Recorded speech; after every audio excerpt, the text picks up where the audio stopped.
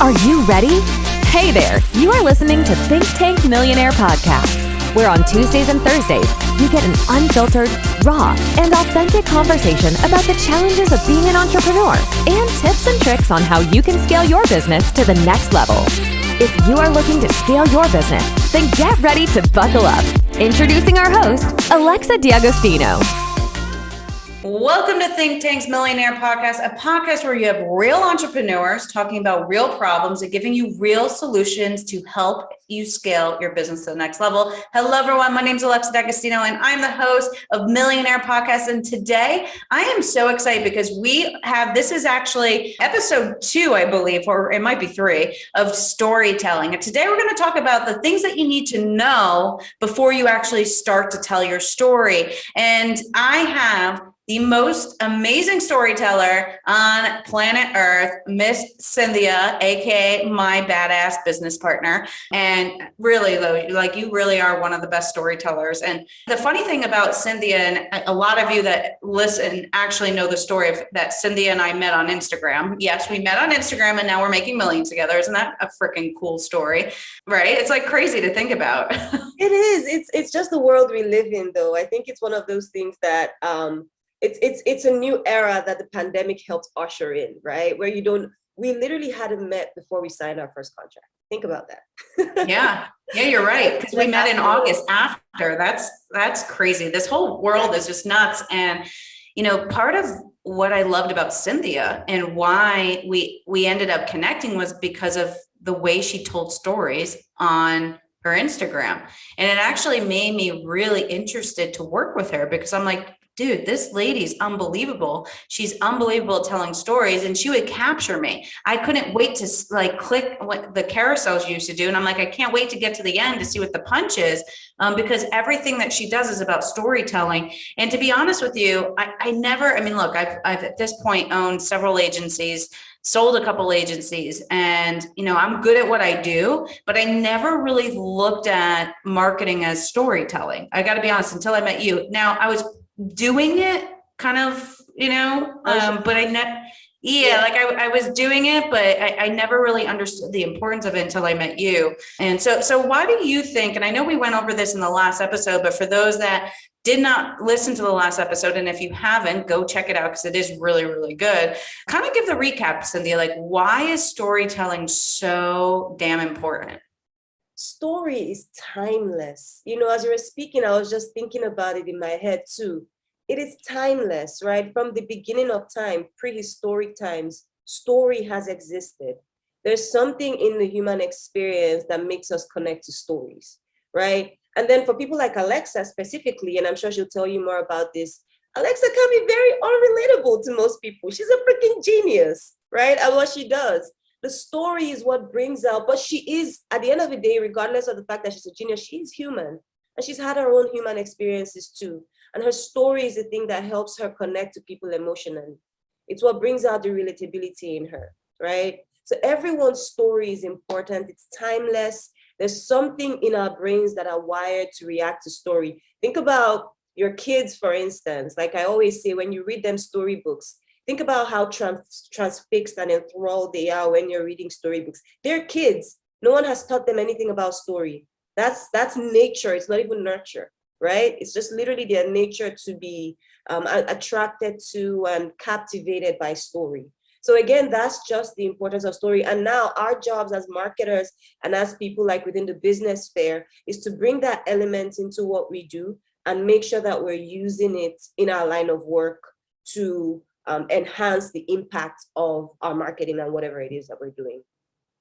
Well, that was just a masterclass itself. What's funny, you say relatability, right? Like, I look at myself and I don't think I'm intimidating, but I guess I'm told that my, history and my success is intimidating. But when you get to know me, I'm so silly and a little nuts. But the point is like, what's funny is, and this story, I think, Cynthia, but the last student that just signed up last week, I was like, oh, I'm so excited for you to join. She goes, yeah, I want to tell you the reason why I joined. I was ready for her to be like, because you're a badass and you're worth 8 figures and this and that. And no, you want to know what she said? She goes, I love that you love peanut butter and jelly. And I love that you curse. And I'm like, Really? That's why you're joining? She goes, well, yeah, your knowledge too, but because I like you. And that's the know, like, and trust factor. And here's the thing, here's the problem. And I talk about this a lot.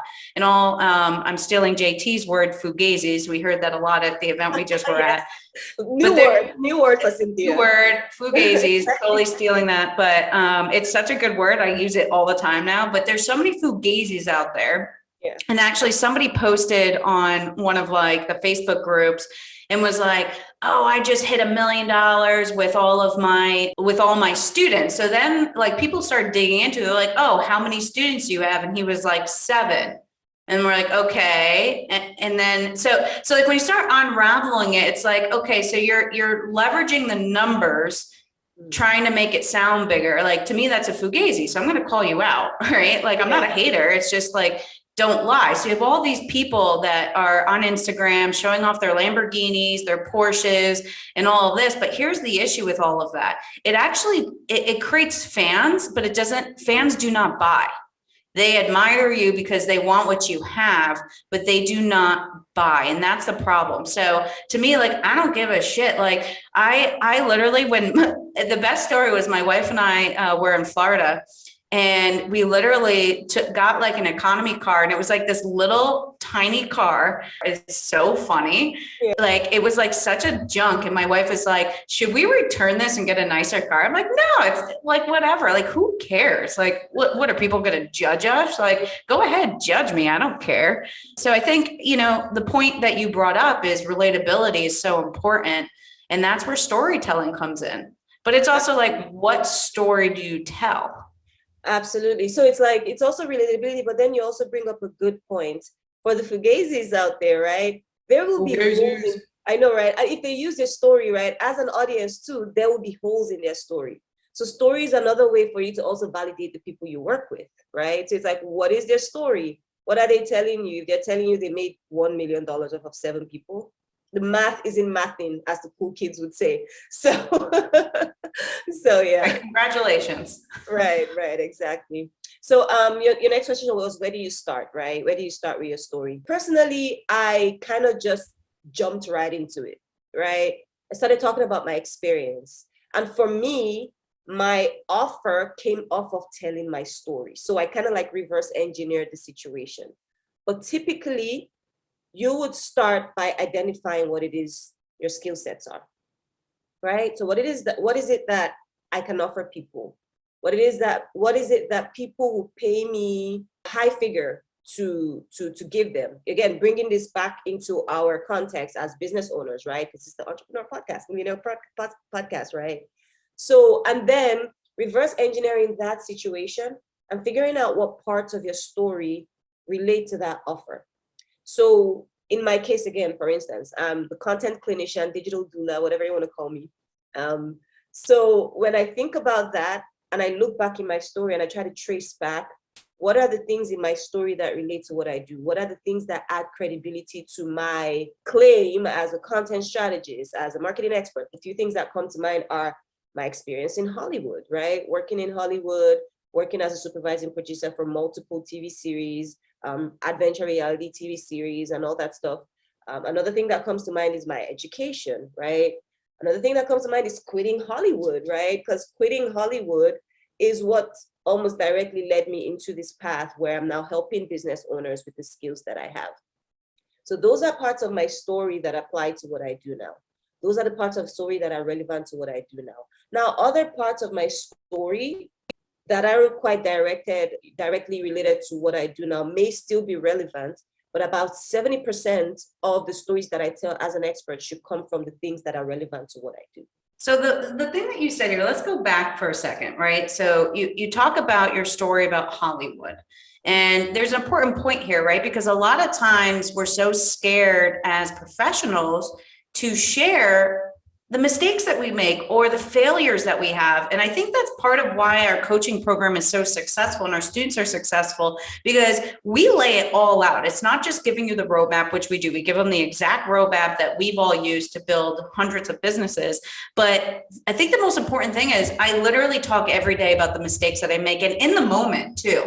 right? And I think that's the most important thing about storytelling is the humanizing part, and not just talking about your successes, but also talking about your failures, because it makes people relate to you. So like, how many people have a similar story where they were in a career and they were not happy, and it was like a dream career, and like, that's hard to like go your whole life. And I'm sure, like, correct me if I'm wrong, something, but like, that was your dream. Oh, to work in yeah. Hollywood, right? I saw myself on stages, like Emily Sunday with my microphone singing, now I'm the singing market. Come on, give us a little sample. Give us a sample. Come on. Girl, my voice is just recovering. So all right.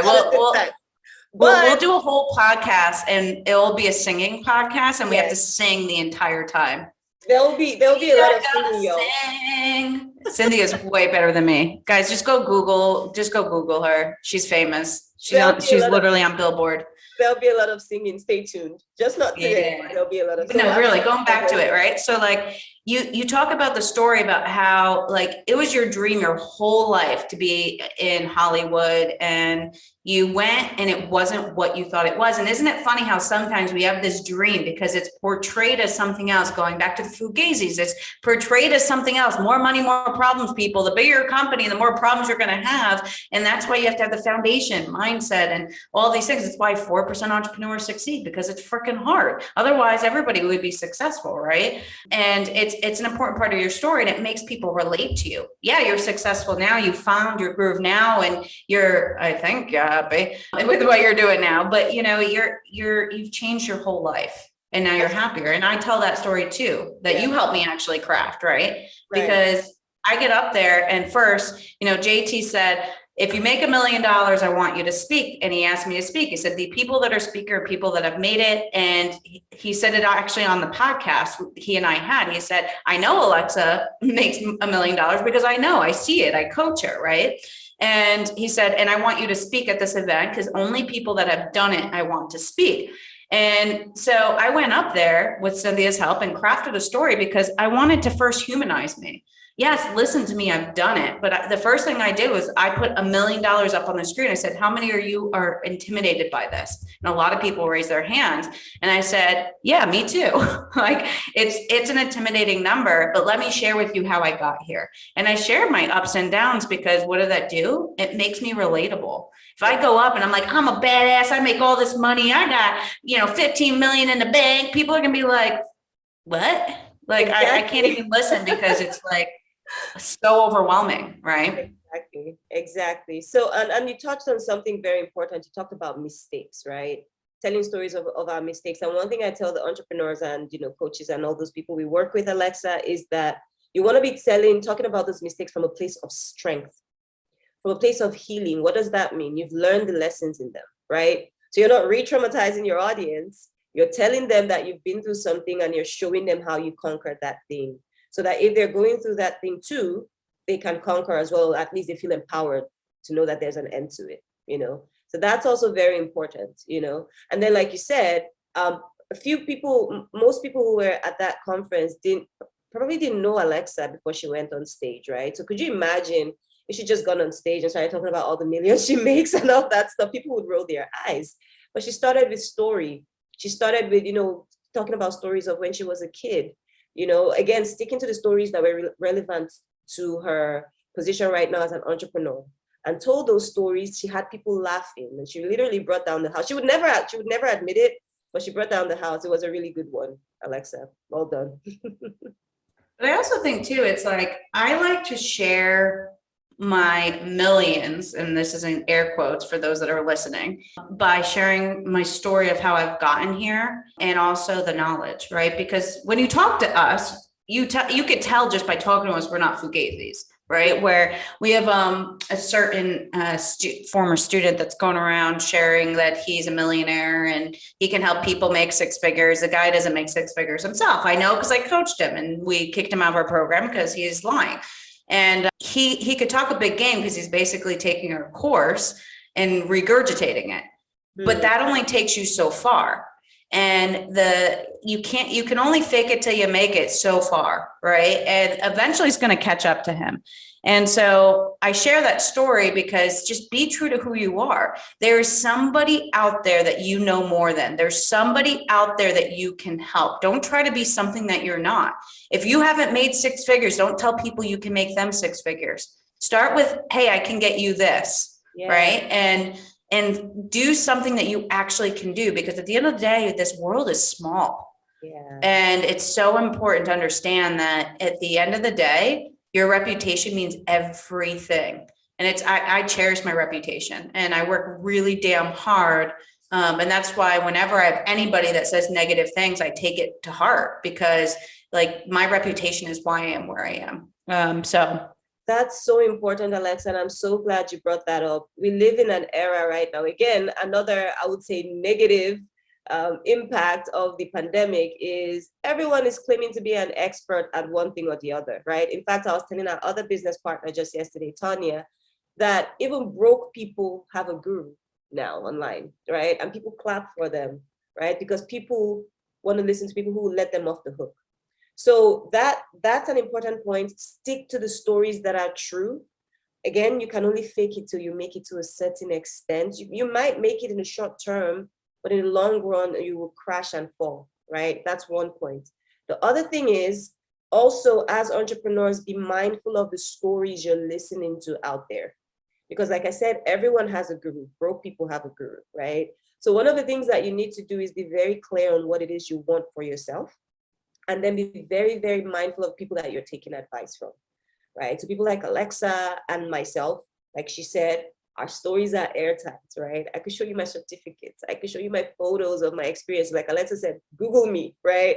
Google Alexa probably too, right? So be very mindful of the people you're listening to, because some people are in desperation to make it, quote unquote, telling false stories and leading people astray. And it's a sad situation, but just a warning for our listeners. Yeah. And so let's talk about, what do you need to know before you craft your story, right? And we'll end with this. So far, just to recap, storytelling is important, everybody. It's important to understand your story, but it's also important to know what stories you're going to tell. And it's got to be a story that makes you relatable. No like, trust factor. So let's dig in real quick and let's give them some hard things to walk away with, Cynthia, and some tangible things that they could do. So what I want everybody to do is take out a piece of paper or Google Drive, Doc, or whatever. And here are the things that I want to know before I'm writing a story, right? So who am I writing the story for? Right? Who, right? What are their challenges? What are the problems that they're facing? Right? What are their aspirations? Like where do they want to go? Right? And what do they want? Sometimes their aspiration and their want are two different things, right? So really understanding those four things are really important. And I add a fifth one. What kind of emotion do you want them to walk away with? Right? So I go back to the story of the presentation that I just gave to a couple hundred people. And who were they? They were all entrepreneurs trying to scale. Most not seven figures, most 5-6 figure entrepreneurs. Yeah. What do they want? They want to be me. They want to be JT, right? They want to be 7, 8, 9 figure entrepreneurs. They have that desire, right? What do they want? They just want the roadmap. They just want to know how to get there, and they want to know that they can, right? What are their challenges? They don't know how to do it, or they don't have the right people, or they don't have the right strategy, right? So now I was able to build a story to say, hey, it's hard, but you could do it with the right roadmap. Look at how I did it. You could do the same thing, and you could be me. So what did I do? I just hit every single point that was in those 5 things. Right. That's awesome. So mine is pretty similar. My points that I want you to take away from today is pretty similar to Alexa, but I'll just bring it in from another context. So the first thing is start with yourself. What are my skill sets? What are the things that I know? What are my experiences? What are the things that I can do really well? And then second thing is, who cares about those skill sets? Who cares about the things that I know? Who cares about the things that I can do really well, right? Then the third thing is, how can those things help them, right? How can it help them? How can my skill sets help them? And then use that as the basis for your storytelling, right? That's the how part of how your skill sets and your experiences can help people, is where a lot of your story will come from. Some people call it like digging into the pain points, right? And then the third thing is, what sets me apart? We just talked about a lot of fugazis out there, right? So the what sets me apart is very Just laugh every time we say that I word. know, every time we say that word. JT taught us a new word. It was the best thing that ever came out of his mouth. I'm just I being know. honest. He was just like, for gays. I'm like, oh, what is that? And then I Googled it, and then so new word. And then that's the next thing you want to do is what sets me apart from other people, right? Be aware of that and amplify that in your storytelling. And then the last bit is, what do I want people to do when they interact with my story? And then be mindful of the things, the action you want them to take when they interact with your story, and put that out there too. Because if you don't tell people what to do, they take in the story and they walk away. And as entrepreneurs, we don't want that. We want people to take certain specific actions when they interact with our stories. So we want to be mindful that we're putting it out there and that we're leading them onto the actions we want them to take when they interact with our stories. So, yeah. That is such a good point. And this is why we have multiple people that are on this podcast, because I missed that. Call to action. If you don't ask for money, you're not going to make any, period. You've got to lead them somewhere. Great. I just told you the story. Now what? Right? So powerful. So I hope that you guys walk away with this right now with the pen and paper, and you start drafting your story. And keep in mind, you have to have different stories for different things. And that's a really important point. If you enjoyed this podcast, you can get access to all of our podcast episodes at thynktankmillionairepodcast.com. And if you enjoyed this, share the podcast, guys. Go ahead and share it. We do, by the way, have an awesome giveaway for people that are sharing this. We will be giving away free coaching sessions. I mean, we're charging $500 to $1,000 per session. So you get to have free sessions if you share this podcast. So go ahead, share it. More people need to hear all of the truth that comes out of this podcast. And if you're interested to learn more about our coaching program, you can go to thynktankcoaching.com. Remember, think is with a Y, and you can learn more about our awesome coaching program and all the amazing things. We do teach storytelling. Remember, at the end of the day, it's all about the story that you tell, and that's the most important thing. So you got to learn how to tell your story properly. Well, thank you, Cynthia, and I appreciate it. And we'll chat in the next one.